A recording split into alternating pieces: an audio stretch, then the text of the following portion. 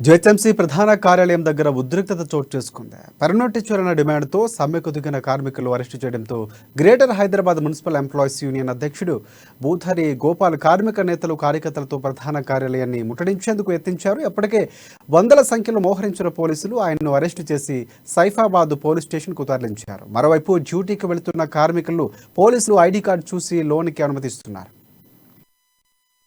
శాఖ మంత్రి కేటీఆర్ గారు